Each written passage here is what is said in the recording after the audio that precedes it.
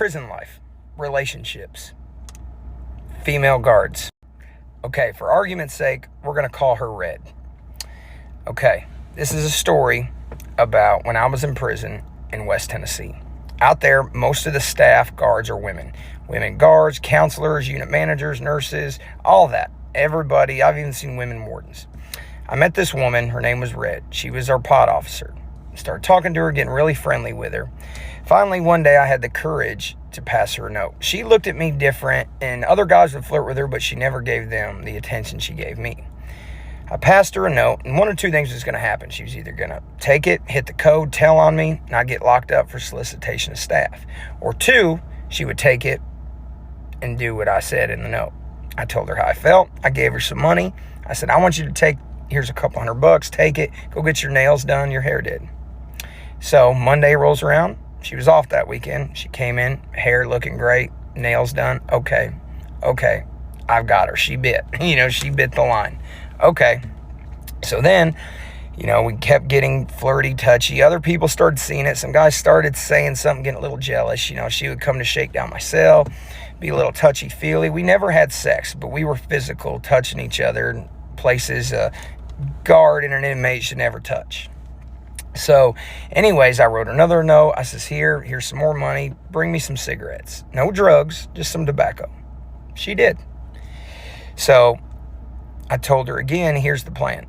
I want you to go get a burner phone for yourself. I'm going to put this number on my phone list. And in the letter, I said, this is going to be your fake name. Okay, she did. When she got off work from the prison, I would call her on her way home. I did this for about 3 months.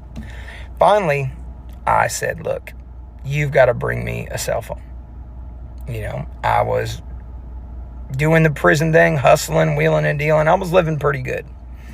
So I threw some money at her, go get this phone, set it up. Here's exactly what you need to do and how you need to bring it in. And she says, okay, I'll do it this weekend when the warden's captains ain't here. Makes sense. Okay. Next day she came to see me like she normally does. Come in to act like she was doing a shakedown every other week or just coming in looking around. And, we were touching each other. We were being very sexual without having sex. Another guy seen it. He kind of got jealous. And, I didn't know what he was doing behind my back. The weekend comes. She's supposed to be bringing me this cell phone. Okay. Things can get very vindictive in the penitentiary. People can get very jealous. I wasn't a gang member. She didn't belong to a gang. It was free range. This is where it gets a little intense. Part 2. Prison life. Relationships with female guards. Part 2. So I put all this work in with this female guard. We're going to call her Red. And at the end of the day, we did like each other, but I'm using her the same way she's using me. I am desperately trying to get a cell phone from her. That's as close to freedom as you get. In prison, people are very observant. Guys start catching on, knowing little things. Other guys try to proposition her. She shut him down. She even took one guy to the hole. But there was this one guy. For argument's sake, we're going to call him J20. J20 was talking to her, wrote her a note. This is where she messed up. She should have never took the note from him, but she did. And she should have never opened that door. She should have shut it down immediately. But she did. Well, then she tells me about it that night on the phone. Hey, you need to tell him to calm down, slow his roll, whatever. I'm like, oh my gosh, here we go. Got to deal with this. Little do I know, he's falling in love with this woman. The guy's got like 25, 30 years, and he's gone crazy thinking about this female guard. Because she was a nice woman, friendly or whatever. So, little do I know, he's went behind my back and called internal affairs on the phone and told them that she's bringing in drugs, contraband cell phones, having sex with inmates, gives them my name, gives them another guy's name who's not even involved. But none of that was true. She never brought in any drugs. She brought in a little tobacco, and I'm trying to get her to bring in a phone, and like it was just fabrication. He was just trying to cross us out because he knew he couldn't have her. That's the game in prison. If they can't have it, they're going to cross you out. They call it dry snitching. So she comes into work that Saturday with the cell phone. Everybody keeps asking, how do they get the phone in? She's got to wrap it up, put it inside of her. Usually you take weeks, months even, to get to know the security intake officers. And usually you're friends with them. It's lax security at those prisons out there. Usually they're cool, they're in a hurry, so they're not checking the metal detectors for the staff a lot of times. She gets the phone in easy that Saturday morning, afternoon. She gives me the nod. She's got the phone on her. Okay, now it's time to play it cool. I tell her, hey, when you get a break, go take it out of you and get it off of your person. Hide it somewhere, put it somewhere at count time at 3:30, put it in your waist. When you come around with the clipboard, drop it on the ground, kick it under my door. We had a space about yay high. 3:30 rolls around, everything's going to plan. Nobody has a clue what's about to happen. I'm waiting, it's locked down. 3:30, 3:45 rolls around. Next thing I know, the door pops. In walks two black shirts, internal affairs, an attack team. Turn around, put your hands behind your back. They put me in handcuffs. Now I'm going to the hole. Oh no, it's went to shit. Part 3. Prison life, relationships with female guards. Part 3. I don't want to leave y'all hanging, so here's part 3. Black shirts walk in, internal affairs. They come in, they strip search me, put me in handcuffs, and they are going through every piece of paper I got. Legal mail, it's illegal to do, but they're going through every bit of it. They're going through pictures and everything, but I was smarter than that. I made sure I ripped up anything I had connecting me or her. She actually had written me a couple of letters, and that was like our thing at first. That's what got her comfortable. When I wrote her the first letter, the next day, she had a long letter for me. She even gave me a picture of her. It was like around Halloween time, and she was like Wonder Woman at a Halloween party. She brought me that picture dressed as Wonder Woman, whatever. I kept it for a couple days, I did, and I hid it with all my other stuff, but then finally I got paranoid and I ripped it up and threw it away. It's what you got to do just in case a situation like this doesn't happen, or does happen, I'm sorry. So I'm starting to put 2 and 2 together. They're in there shaking down my cell. They're like, you're going to the hole. I'm pending investigation. And Internal Affairs was a woman also, and she was a beast at what she did. And she's like, yeah, I know something's going on. We're going to figure it out. I'm in the hole. 7 days. You get to use the phone in the hole. If you're on pending investigation, some prisons won't let you, but them guards didn't really know all the time, so they let me use the phone, trying to see if I'd slip up. I did not slip up one bit. I didn't even call her the whole time I was in the hole. And 7 days, D-board come, whatever. They were talking about writing me up for solicitation. They had no evidence. There was no write-up. I get out of the hole. So now I'm going to like K unit, like KA. There's KA, B, C, whatever. So I'm not in the unit I was, but I'm in the one next door. So I don't see her anywhere. I don't see her in that other unit, in this one, whatever, and I'm trying to play it cool.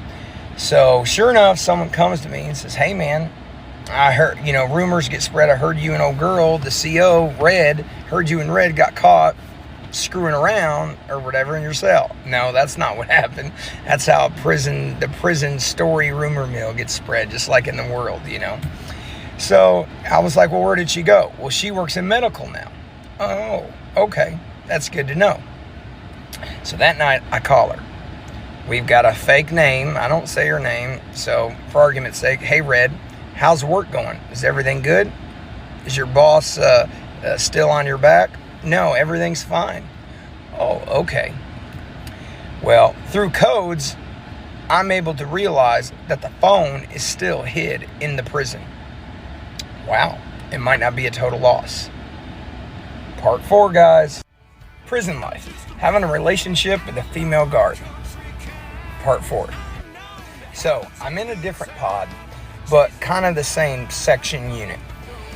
So, I start fishing around. Everybody seems to know something about something, making up rumors. We're having sex, she's bringing me phones. There's a lot of heat on me, even from the new guards. They're watching me. So that evening, I get on the phone, and we talk in codes, and I'm able to know that the phone is in there in the prison somewhere, hid. They never got it. Okay, so something as simple as, hey, did your grandma get that Amazon package she was waiting on? She said, yes, she got it. She loves it. I had to find the tracking number on my phone. It was like order number J20-123. Oh, okay. That ringed a bell in my head. J20 was the guy that was in love with her. He was the one that she took the note from that she never should have done. He was the one that snitched her out. That validated he was the snitch. So in the penitentiary, you make a lot of alliances. You make a lot of friends. I was never affiliated, but I had a lot of friends that were affiliated. Big homies, high up ranking people in organizations. So I went to someone that was high up that I did business with. I took a risk and I kind of told them a little bit about what had happened. A lot of people already knew what was up. So I said, hey, look, this guy's messing up my business, messing up the economy. And the economy in prison is the lifeline. It's not always about violence. It only resorts to violence if you're messing with someone's money, someone's bread. And I let them know what was up, throw them a little extra tobacco if everything works out. But if not, hey, either way, if this thing never happens again, that guy's to blame. Well, at the end of the day, that night, he was no longer in that pod. I don't know if they forced him to check in, they threatened him, put him on the door. All I know is I was in another unit through the window. I seen him and his stuff leaving. He wasn't beat up or nothing, but whatever. What had to be done was done. So that night, I get back on the blue box and I call her. I've been feeling really sick. My stomach's upset. I can't keep nothing down. I'm going to sign up on sick call tomorrow and go to the clinic. Yeah, babe, that's a great idea. You need to get checked out. Maybe the doctor will give you some medicine. That validated, okay, yes, I want you to come to the clinic. Okay, great. I said, yeah, maybe they'll give me something to help. Yep, great. Of course they will, honey. Okay, cool. So now I knew it was a go. I went and hollered at a friend of mine. I said, bro, I need your help. I need you to sign up on sick call tomorrow and block for me. For what? Well, I didn't tell you all that. You just block for me, I'll take care of you. In prison, you're smart. I had all my tobacco hit anyway, so I still had some tobacco, cigarettes, or whatnot. I said, I'll take care of you. Cool, I got you. So now the plan's set in place. Signed up on sick call. Got someone to block for me. Easy peasy. Part 5. Prison life. Having a relationship with a female guard. The anticipated Part 5. We are almost done with the story, guys. So now, after all this, finally they call sick call. I got the ticket. My road dog, he's going to sick call too. They write you your pass, your little ticket. Boom, we're walking from the compound down to the clinic. We go in the waiting area. A lot of guys will be like a holding cell. We're sitting there waiting. Okay, cool. Still, they got a different officer there, but it doesn't mean she's not working in there, maybe in the back, whatever. I hadn't seen her yet. It's getting a little nervous. Finally, they call my name, call me back there. They put me in a cell. My road dog's in the cell right across from me. I was like, bro, just keep a lookout. I'm looking. I'm like, well, I still don't see her. Finally, here she comes. Hadn't seen her in a while. It's been a minute since I've actually physically seen her. Even though I've been talking to Red, now I've actually seen her. It made me feel good again. I had to restrain myself to not push issue or touch her, because in the clinic, you got a lot of eyes on you. Everybody's looking, all the female nurses, like it's not... You have to be very careful down there. She looked at me and she called me a different name. She's like, I was like, no, I'm Branham. She's like, yeah, you're supposed to be over here in this cell. Gotcha. I know what's up. So boom, she moved me over there. Follow me. She's standing there at the door. I walked in. She's like, it's in the trash can underneath the trash bag. Cool. Just that subtle, that simple. Problem is, my road dog was supposed to be looking out for me. Now, these doors are wide open. It's not like you can just shut the door. I can't see him. He's like several cells down. Like, whatever. All right. The hell with it. She walked off. Now's my chance. It's do or die now. Walked over. Opened up the trash can. Underneath the trash bag, there it is. Wrapped up. Boom. I grab it. Stuff it in my pants. I always wore short sleeve, like basketball shorts. Gray basketball shorts underneath my prison blues. And I had a pocket sewn in the front of it, like a little pouch, for my radio, tobacco, whatever. Stuff I just wanted to keep hid down in my normal pockets if I got patted down. Boom. Dropped the thing right there in that little pocket. I'm good to go now. Took my shirt in, never did nothing. Didn't dawn on me, the metal detector I had to go through. Oh, shit. Oh, I'm hit now, damn. So about 10 minutes later, I give her the nod. It's all good. I was like, metal detector. She walked by. I was like, metal detector. I don't know. Maybe she going to be the guard up there. Maybe she's not. I don't know. I was getting a little sketched out. See the doctor. I tell him stomach problem. Give me some ibuprofen, Tylenol, some Mucilex stuff, whatever. That was a complete flodge anyway. Whatever. But I had to play that all off. So finally, I get done. Sitting there waiting on everybody else. It's about count time. They're trying to get us back before count. We walk up to the front. There's the freaking metal detector. Sure enough, who's there? Red. Don't even make us walk through it. Stay tuned. Part 6, prison life. The time I had a relationship with a female guard. Part 6 in the final part, guys. So, everything's gravy. I got the phone, go through the metal detector, smile, wink at red. I'm on down the boulevard, walking back to the pod. You know, a couple other metal detectors could have got shaken down, but it was smooth sailing. Now I'm back in my cell. It's about count time. I've got the toy. I've got the chopper. Life is good. That's as close to freedom as you get. Me being a non-affiliated white boy in the penitentiary and having a cell phone that I didn't have to pay a lot of money for, that's like winning the lotto. In the penitentiary, hey, a cell phone's $1,000 to $1,500. Maybe if you're at the annex, they're cheaper, but on an average, that's what they are. Some prisons are more than that. And I just got this thing for free. So weeks go by. I'm still talking to her now on the cell phone. You know, we're talking, and we decide to do this move again with some tobacco. I'm giving her some money. We're both trying to make money. Sign up on sick call. I go 2 more times. Boom, I hit just on tobacco. She never once brought me drugs. So then I go to call her that evening or whatever, and I can't get a hold of her. Like 3 days go by. Well, then in those 3 days, I find out myself that she's gotten fired. What? Some shady shit went down. Come to find out, she had started another relationship with another guy in another unit. On the weekends, she would work in a unit. She wouldn't work in a clinic. She would work in another unit. Guy propositions her to bring him a little tobacco, gets hemmed up coming in the front door of the penitentiary. Didn't have it in her body, had it in like her panties somewhere. She gets fired. Didn't get street charged. She got fired. Several officers that day got hemmed up, got fired, got street charged.